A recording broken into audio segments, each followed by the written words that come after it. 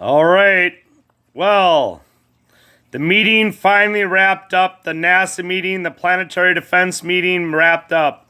And NASA's chief, his name is Jim Bridenstine. Jim Bridenstine. Well, anyway, he was the bearer of bad news today. This should be all over the news. This should be all over world news. But Jim Bridenstine said that as of right now, Earth has no plans whatsoever of being able to stop asteroid Apophis in 29, October the 13th, 29. They said brace for impact. They said we're going to do whatever we can. So I'm not sure what that means. Maybe that means putting nukes up on the moon. Maybe that means putting lasers up on the moon. Maybe that means building a shuttle so that way you could get up next to it and fire nukes at it. Some kind of spaceship. I don't know. Who knows? You know. Will it be weird and crazy like the movie Armageddon where they try to land on this thing? No. That's all fictional. That's all lies and bullshit. There's no way to land on an asteroid. So that's not going to happen. You know. By shooting a big nuke at this thing, like maybe like a Satan 2, the Sarmat 28, the big heavy hitter, would that change the trajectory of this thing enough to so that way it misses Earth? I don't know. Elon Musk was in there talking. They were talking with U.S. officials, not Russian officials. So maybe Russia's got their own asteroid defense system set up for asteroid Apophis in 29. Who knows? Will Nibiru be here before then? Yeah, I wouldn't be surprised in the least if Nibiru arrives in 21. 21, 22, 23, anywhere in there. So I think we better do a better job of trying to figure out what we're going to do instead of just saying, okay, I'm going to tell the world brace for impact. Yeah, brace for impact. Oh, okay. Where's that supposed to go? Where's it going to hit? Who knows, right? It all depends on which side of the world is facing the thing, right?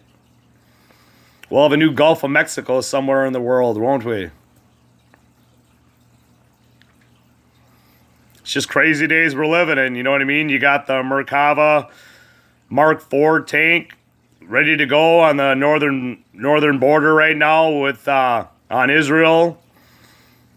They're about to attack Hezbollah positions and Hamas positions.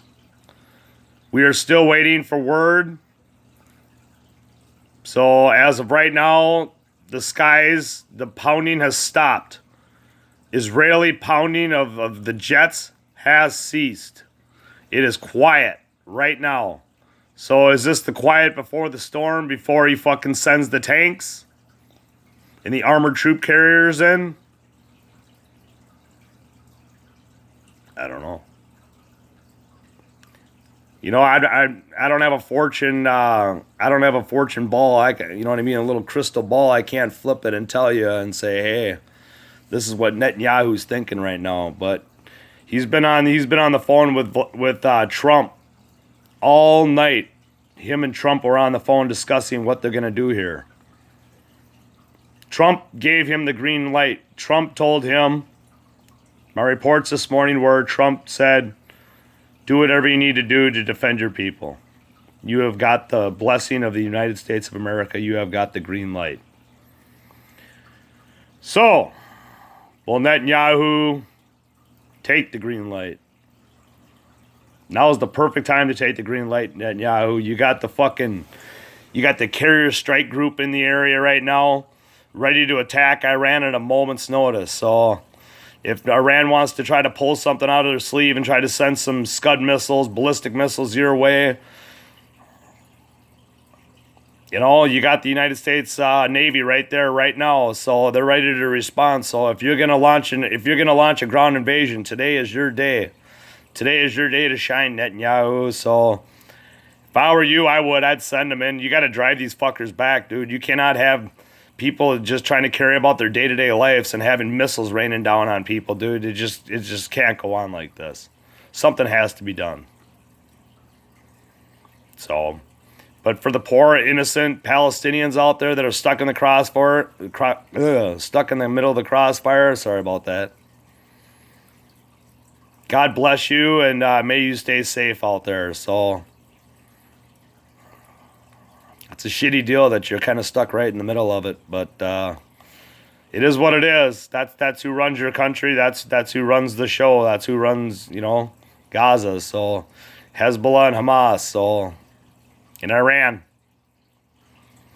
So, anyway, keep an eye on the Golan Heights too, in case Iran decides to invade the Golan Heights in Syria today. So, will Syria and Iran team up together and attack the Golan Heights? Will this offensive takes place? I don't know.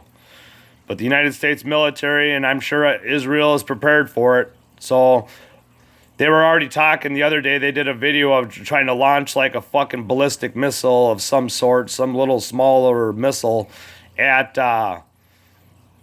Israel's nuclear power plant. So hopefully, I made a story about it yesterday. Hopefully they got a nice THAAD system set up in place so that way they can try to shoot down any kind of missile that travels at the nuclear power plant. Because that's the last thing we need is a nuclear fucking reactor going off in Israel in the Holy Land.